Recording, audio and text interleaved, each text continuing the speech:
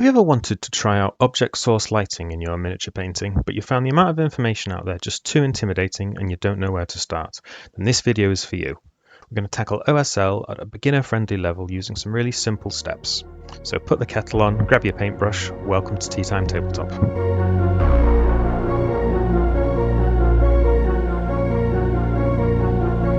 Alright, bit of preamble first. I get it, you're busy people, you got loads of OSL videos to get through today, so if you want to skip straight to the painting, feel free. But for those interested in the motivation behind doing this video, I feel like OSL is often put on a bit of a pedestal. People think it's a really difficult technique that only experienced painters can get right, and if you try it as a beginner, you're going to end up with something that looks rubbish.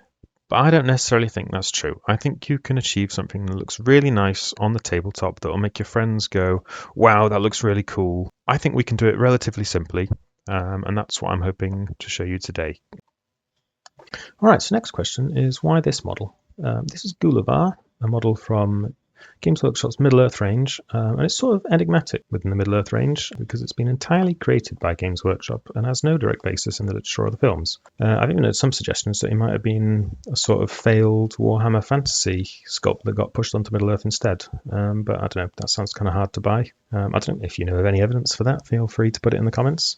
But anyway, the box art for this miniature is very sort of dark colours. Likewise, if you look at painting that other people have done on this miniature, maybe you find some purples, some browns, some reds, but still, generally, people use quite muted colour schemes. I don't know, I find it hard to get a bit excited about it when the model looks so cool, but people's paint schemes maybe don't quite live up to that. But I thought this was a good candidate for doing some sort of cool OSL effects on. I first thought about maybe doing like a green magical fire effect, but then I came around to the idea of let's just do a nice standard fire effect on this model, give it a bit of atmosphere, a bit of ambience. I thought that might be pretty cool. Alright, so I actually modified my Gulavhar a little bit before starting. I basically just didn't trust that this wedge of metal was going to stick to the base properly and not just fall off. So I took a bit of milliput and just sculpted up the plinth a little bit around his feet here to just make it a bit bigger, make it a bit more stable. And so when I started the project, I also wasn't sure whether I was going to have the light source for the fire be on the model or if it was just going to be something off screen and we'd just be seeing the model bathed in this reflected glow from elsewhere. But I found these neat little medieval fire stands on Etsy. I'll put a link in the description. I think they're just medieval fire pits, fire stands, and they looked like they would be around about the right scale and do the right job and look in fitting with the piece. So I, in the end, decided to use one of these to sit on the base and light Gulavhar from the front.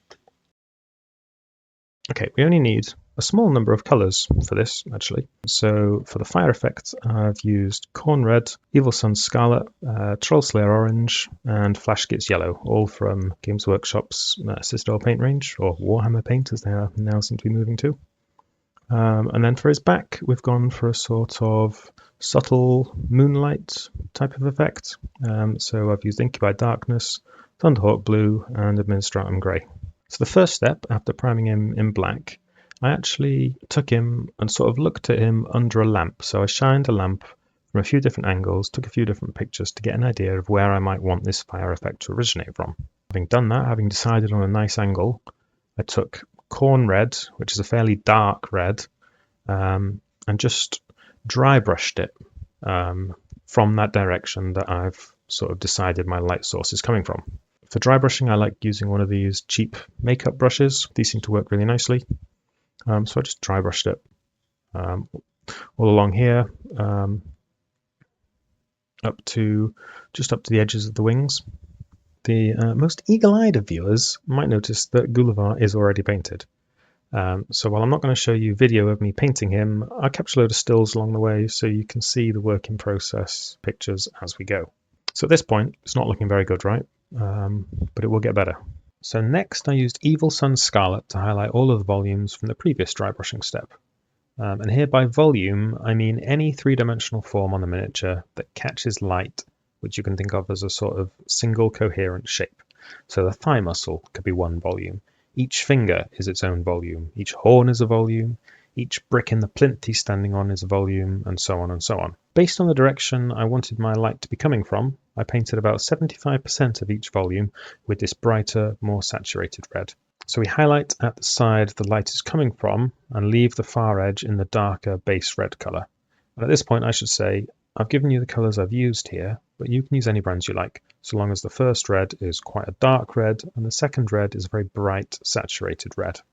Now we do the same with orange, this time highlighting about 50% of those volumes. I used Troll Slayer orange, but any bright, saturated orange will work. Now it's starting to come together.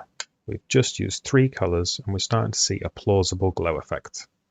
Then the final step for the fire glow is Flash Gits Yellow. But again, we're looking for just any very bright, saturated yellow colour here from your brand of choice.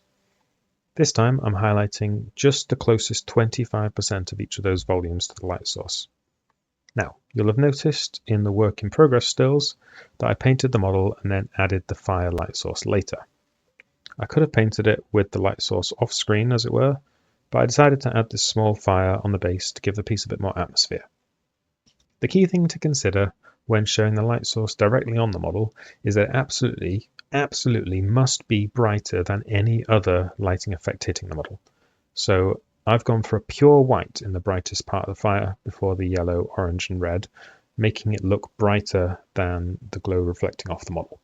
I've also allowed some overspill of the light onto the base.